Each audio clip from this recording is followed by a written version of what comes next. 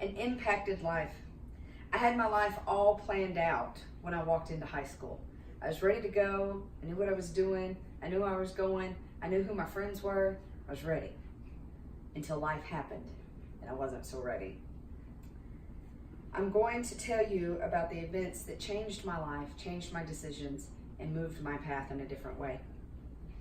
I'm going to tell you first about a very important person to me, and then a very specific place that holds special memories. And then I'm going to talk about an experience that changed my life, as well as my family's life.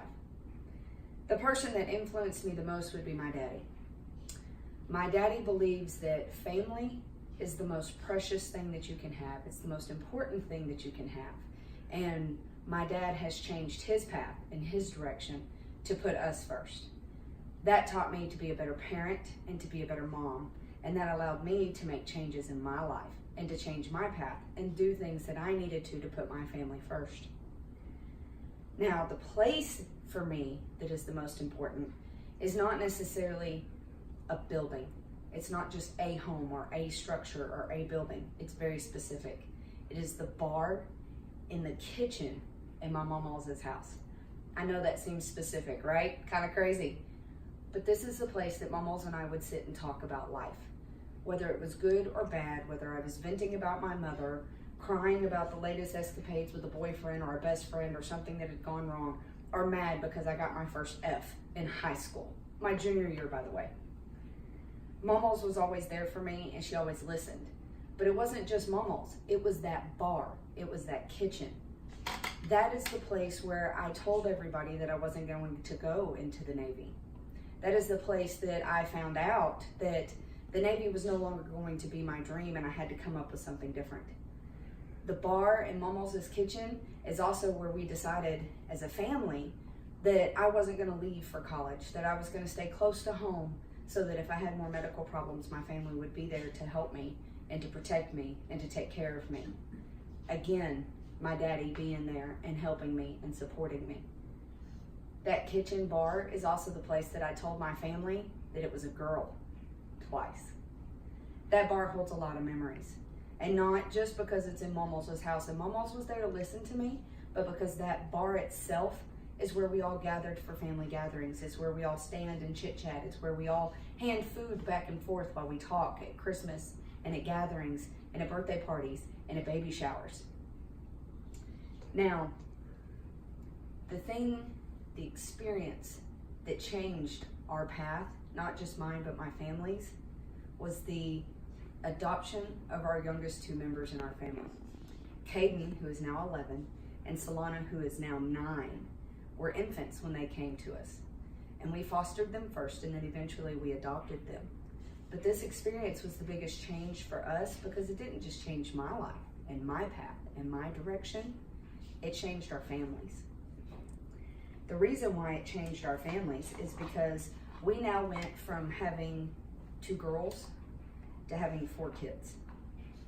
The youngest 2 kids were also special needs, which meant they took a lot of time and attention and dedication.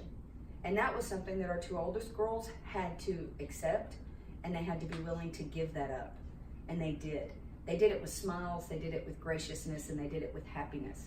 They were more than welcoming, and more than willing to allow these 2 kids to come in and completely take over everything. And they did, I promise. They took over all of it. The house was full of toys. There was apparatus and tape on the floors and dirty clothes, and just everything was in disarray. But we were all okay with that, and we all had smiles, and we all welcomed them, and we enjoyed them, and we loved them. And then we decided to keep them because we adopted them. We didn't just foster them. As time went on, this made another change in our life, because then I decided that instead of being in the workforce, I was going to be a stay-at-home mom. So for the next 8 years, I stayed home. And that was great for the little ones, but it was also good for the older ones too, who found out that they really enjoyed having mama around and that they enjoyed having me available for them, and that it was nice that I was there to help with homework and to have dinner cooked and to come to their functions.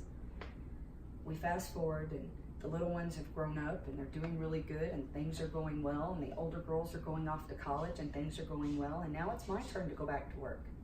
And as a family, we all sat down and we all decided that based off the experiences that we've had, and based off the family in our life, and based off the things that we've learned that family comes first, we decided that I wasn't going to go back into the operating room and I wasn't going to go back into a hospital where it took all my time and all my energy. We decided instead that I was going to go back to school now, and that the family was going to support me while I went and changed my career path and changed my decisions.